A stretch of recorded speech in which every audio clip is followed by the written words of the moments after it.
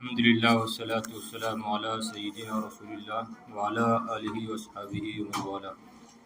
بسم اللہ الرحمن الرحیم۔ المنقطع تعریفہ لغۃ هو اسم فاعل من الانقطاع ضد الاتصال، اصطلاحا ما لم يتصل اسنادہ علی ای وجہ کان انقطاعہ۔ المنقطع، منقطع کسے کہتے ہیں؟ لغتاً منقطع اسم فاعل ہے انقطاع سے، جو کہ اتصال کی ضد ہے۔ المنقطع اسم فاعل ہے لغتاً انقطاع سے، اور انقطاع یہ اتصال کی ضد ہے۔ انقطاع یعنی ٹوٹا ہوا ہونا، اور اتصال یعنی ملا ہوا ہونا۔ تو منقطع یعنی ٹوٹی ہوئی، جیسے متصل جڑی ہوئی۔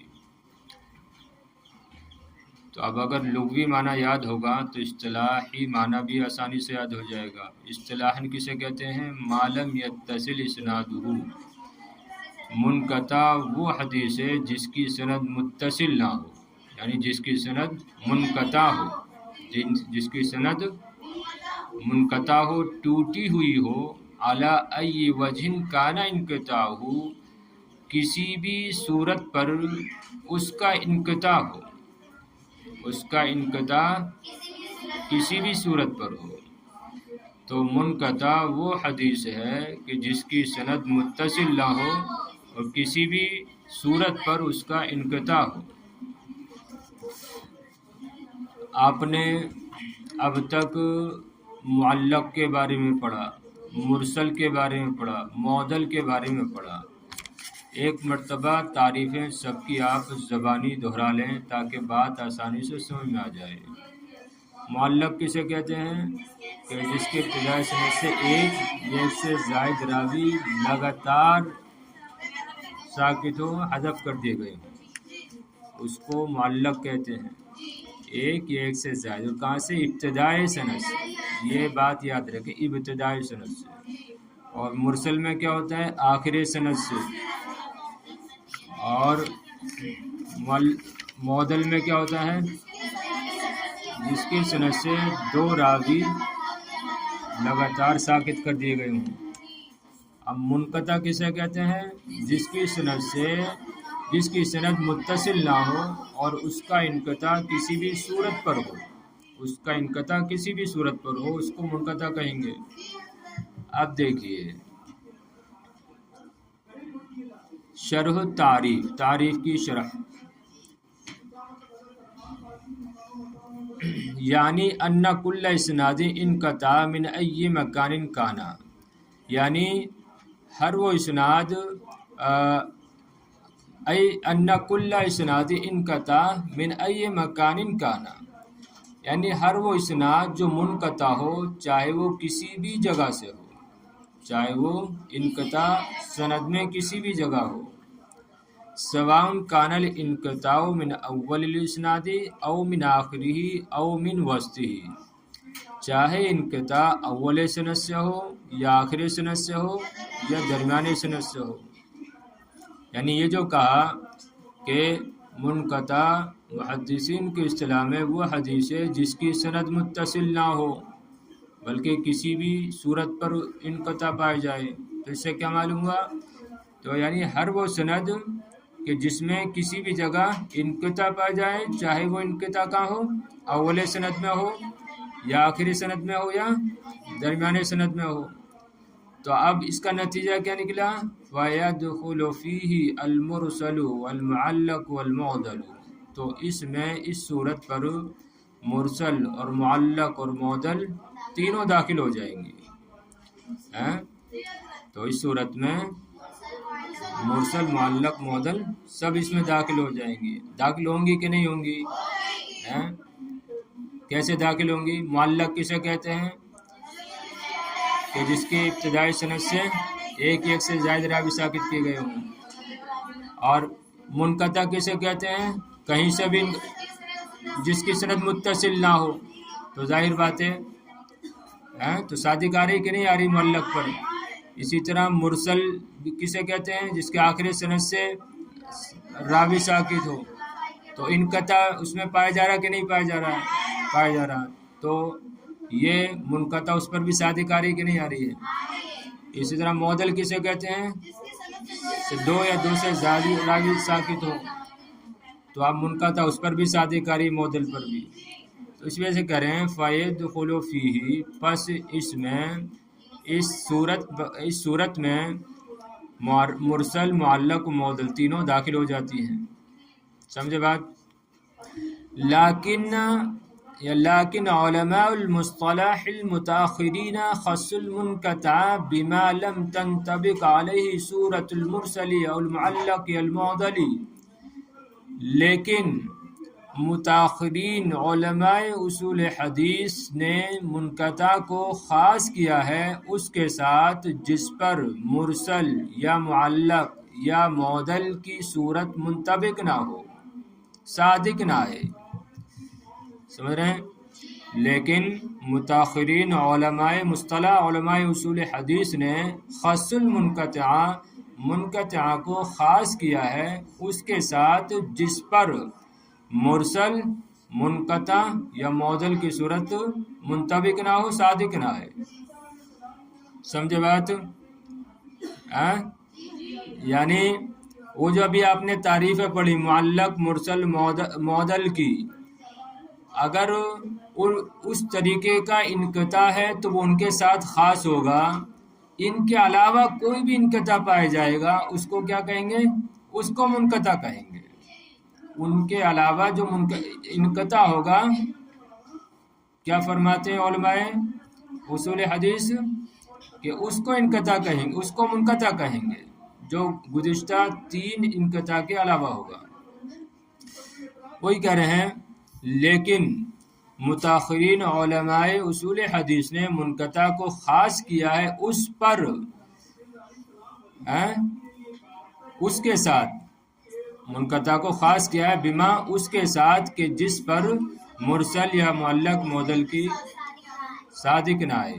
اچھا آپ یہ آگے دیکھیے، اور اس کی کیا صورت ہوگی وہ بتائیں گے. ابھی آپ توجہ دیں اتنے پہ جتنا ہو رہا ہے. وَكَذَلِكَ كَانَ اسْتِعْمَالُ الْمُتَقَدِّمِينَ فِي الْغَالِبِ، اور متقدمین علماء کا استعمال عام طور پر اسی طرح تھا، وَلِذَلِكَ قَالَ النَّوَوِي، اسی لیے امام نووی فرماتے ہیں وَأَكْثَرُ مَا يُسْتَعْمَلُ فِي رِوَایَةِ مَنْ دُونَ التَّابِعِ عَنِ الصَّحَابِيِّ كَمَالِكَ عَنْ ابن عمر. اسی لیے امام نووی فرماتے ہیں اور منقطع کا اکثر استعمال اس روایت میں ہوتا ہے من دون التابعی عن الصحابی، کہ جس میں تابعی کے نیچے والا راوی ساکت ہو اور وہ روایت کریں صحابی سے، جیسے کہ امام مالک روایت کریں عبداللہ ابن عمر سے. سمجھے؟ تو اکثر ما یستعمل فی روایت من دون التابعی عن الصحابی، تو منقطع کا اکثر استعمال اس روایت میں ہوتا ہے کہ جس میں تابعی کے بعد راوی صحابی سے روایت کرے، جیسے کہ امام مالک روایت کریں عبداللہ ابن عمر سے، یعنی بیچ میں سے جو ہے کسی کو چھوڑ دیں. سمجھ میں آ رہی کچھ بات؟ ارے جو مرسل اور منقطع اور معلق، مرسل، معدل کی جو صورتیں بتائیں، ان صورتوں کے علاوہ اگر انقطاع پایا جائے گا تو اس کو کہیں گے منقطع. صحیح ہے؟ علماء متاخرین، یہ علماء متقدمین اسی طرح اس کی تعریف کرتے ہیں منقطع کی، لیکن علماء متاخرین نے اس کو خاص کیا ہے. ابھی آگے دیکھیں اس کی اور وضاحت کر رہے ہیں.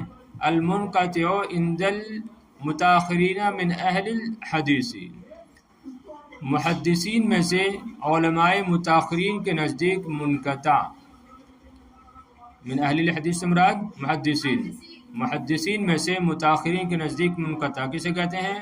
و ما لم یتصل اسنادہ، یعنی متاخرین علماء محدثین کے نزدیک منقطع وہ ہے جس کی سند متصل نہ ہو، مما لا یشملہ اسم المرسلی او المعلق المعضلی، یعنی جس کو مرسل یا معلق یا معضل کا نام شامل نہ ہو، یعنی منقطع وہ ہے کہ جس کی سند متصل نہ ہو اور اس کو یا جس کو مرسل یا معلق معضل کا نام شامل نہ ہو۔ فَكَأَنَّ الْمُنْقَطِعَ اسم عام لِكُلِّ انقطاع فی السند ما عدا صورا ثلاث من صور الانقطاع، گویا کہ منقطع یہ اسم عام ہے سند میں ہر ایک انقطاع کے لیے، ما عدا صورا ثلاث من صور الانقطاع، انقطاع کی صورتوں میں سے 3 صورتوں کے علاوہ۔ آخر سے ترجمہ کر لیں، گویا کہ منقطع انقطاع کی صورتوں میں سے 3 صورتوں کے علاوہ سند میں ہر انقطاع کو عام ہے، ہر انقطاع کو عام ہے۔ ارے توجہ ہے کہ نہیں ہے؟ وہی بات جو ابھی پیچھے آپ نے پڑھی کہ اس پر مرسل، معلق اور معضل کا نام منطبق نہیں ہوتا ہے، صادق نہیں ہوتا ہے، اسی بات کو یہاں پر دوسرے لفظوں میں کہہ رہے ہیں۔ توجہ ہے؟ تو گویا کہ منقطع یہ انقطاع کی صورتوں میں سے 3 صورتوں کے علاوہ سند میں ہر انقطاع کے لیے عام ہے، اور وہ 3 صورتیں کیا ہیں؟ وَهِيَ حَذْفُ أَوَّلِ الْإِسْنَادِ، اور وہ اول اسناد کا حذف ہونا ہے، او حذف آخری، یا اس کے آخر کا حذف ہونا، او حذف اثنین متوالیین من ای مکان کانا، یا کسی بھی جگہ سے 2 لگاتار راویوں کا حذف ہونا ہے۔ تو اگر اس طریقے کا انقطاع ہے تو اس پر منقطع صادق نہیں آئے گا۔ جو منقطع جو ایک اصطلاح ہے اس پر یہ صادق نہیں آئے گا، اس کے علاوہ جو دیگر صورتیں ہیں اس کو کہیں گے کہ یہ حدیث منقطع ہے۔ وَهَذَا هُوَ الَّذِي مَشَى عَلَيْهِ الْحَافِظُ ابن حجر فی النخبہ وشرحها، یہی وہ ہے کہ جس کی طرف یا جس پر حافظ ابن حجر نخبہ اور اس کی شرح میں چلے ہیں، یعنی اسی کو جو ہے انہوں نے استعمال کیا، اسی کو انہوں نے اپنایا ہے، اسی کو انہوں نے پسند کیا ہے کہ 3 صورتوں کے علاوہ جو انقطاع ہوگا اس کو کہیں گے منقطع۔ کیا قانون ہے نخبہ میں؟ ثم انه قد يكون الانقطاع في مكان واحد من الاسناد، پھر کبھی انقطاع ایک ہی سند میں ایک ہی جگہ میں ہوگا، وقد يكون في اکثر من مكان واحد، اور کبھی ایک جگہ سے زائد میں ہوگا، کہیں یکون الانقطاع فی مکانین او ثلاثۃ مثلا، جیسا کہ 2 یا 2 سے زائد مثلا، یعنی 2 یا 2 سے زائد جگہوں میں جو ہے مثلا انقطاع پایا جائے گا۔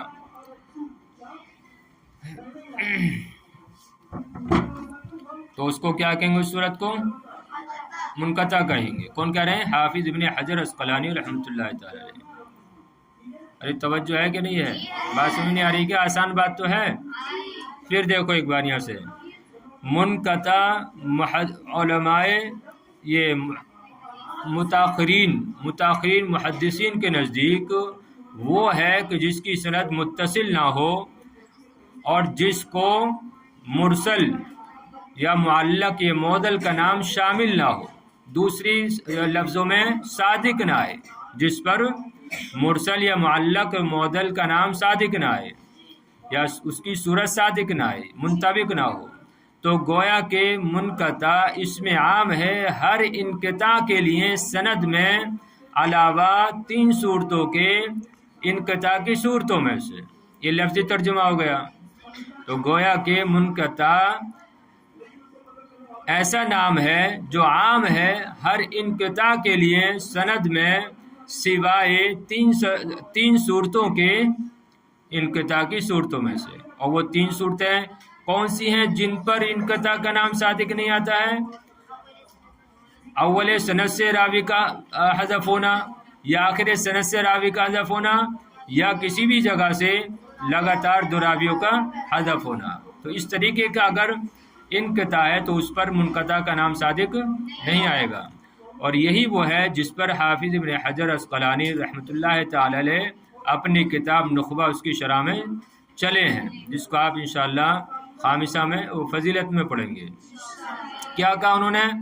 پھر کبھی انقطاع سند میں ایک ہی جگہ میں ہوگا اور کبھی ایک جگہ سے زائد میں ہوگا، جیسا کہ کہیں یکون الانقطاع فی مکانین او ثلاثن مثلا، جیسا کہ انقطاع دو یا دو سے یعنی تین مثلا جگہوں میں ہوگا تو اس کو کیا کہیں گے؟ منقطع کہیں گے. مثالو، دیکھو مثال سے بات اور واضح ہو جائے گی. اس کی مثال وہ ہے جس کو عبد الرزاق نے امام ثوری سے روایت کیا، اور امام ثوری روایت کرتے ہیں ابو اسحاق سے، ابو اسحاق روایت کرتے ہیں زید بن یسی سے، اور روایت کرتے ہیں حضرت حذیفہ سے مرفوعا، ان ولیتموها ابا بکر فقوی امین، ان ولیتموها ابا بکر فقوی امین، اگر تم اس کو یا اس کا ابو بکر کو ذمہ دار کر دو تو وہ قوی ہیں اور امین ہیں.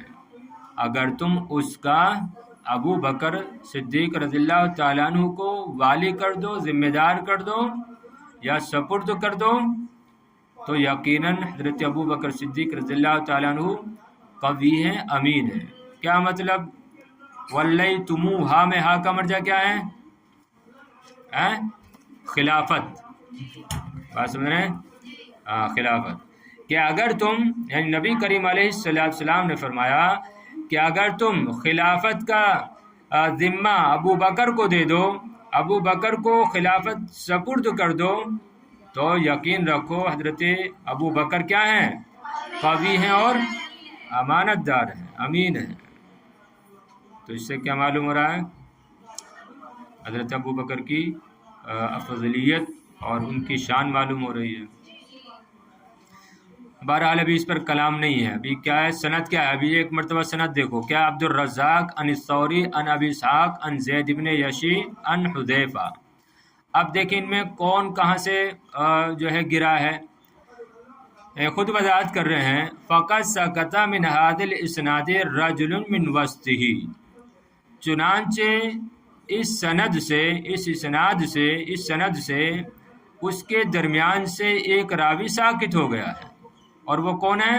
اور وہ شریک ہیں. دیکھیے اوپر ہے کہیں شریک کا لفظ ہے؟ کہیں عبد الرزاق عن ثوری عن ابی اسحاق عن زید عن حذیفہ کہیں شریک کا نام آیا؟ تو کہہ رہے ہیں یقیناً اس سند کے درمیان سے ایک آدمی ساکت ہو گیا ہے، اور وہ کیا ہے؟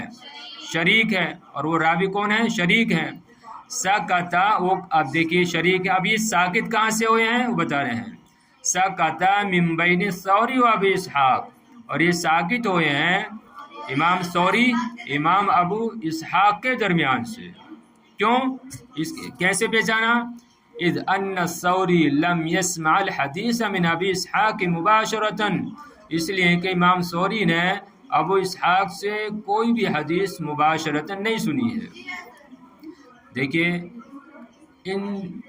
ان بحثوں سے، ان باتوں سے پتہ چلتا ہے کہ محدثین نے کس قدر جو ہے چھان بین کی ہے.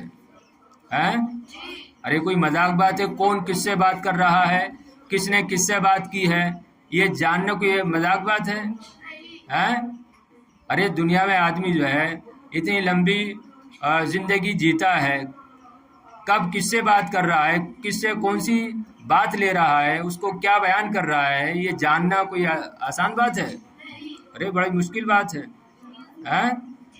لیکن دیکھیں قربان جائیں محدثین کی خدمات پر کہ انہوں نے یہ بھی پتہ لگا لیا کہ کس سے ملاقات ہوئی ہے اور اس نے اس سے کیا بیان کیا ہے. بتائیے کس قدر محنت کی محدثین نے. تو دیکھیے کہہ رہے ہیں اس لیے کہ امام ثوری نے ابو اسحاق سے حدیث نہیں سنی ہے مباشرتاً، मुबाशरन बराह रास्त। तब जब मुबाशरतन नहीं सुनी है तो फिर कैसे कह रहे हैं अन सौरी अन अबू इसहाक हैं? अरे कोई समझ में आ रही बात कि नहीं आ रही है? हाँ, तो इसका मतलब ये है कि यहाँ पर एक रावी जो है साकित है, महजूफ है, समझे। चुनांचे इस सनद से इसके दरमियान से एक रावी साकित है और वो शरीक हैं, और वो साकित हैं इमाम सौरी अबू इसहाक के दरमियान से, इसलिए कि इमाम सौरी ने हदीस को नहीं सुना है किससे? अबू इसहाक से मुबाशरतन बराह रास्त मुबाशरतन बिल मुसाफा बराह रास्त। व इन्नमा समिअहु मिन शरीकिन, बल्कि इन्होंने उसको शरीक से सुना है। वह शरीक समिअहु मिन अबी इसहाक, और शरीक ने अबू इसहाक से सुना है। समझे बात? आप देखिए नतीजा निकाला फहादल इनक़ताउ ला यंतबिक़ु अलैहि इस्मुल मुरसली वलल मुअल्लक़ी वलल मुअद्दली फहुवा मुनक़तिउन।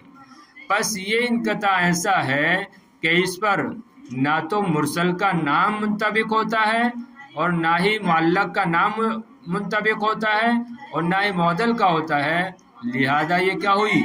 मुनक़ता हुई। समझे बात? अब फिर आप तारीफ देख सकती हैं। मुरसल किसे कहते हैं? आखिर से रावी साकित हो। मुअल्लक़ किसे कहते हैं? शुरू से रावी साकित हो। और मुअद्दल किसे कहते हैं? दो रावी साकित हो। लेकिन अब इस सनद में क्या हुआ है? बीच में से एक रावी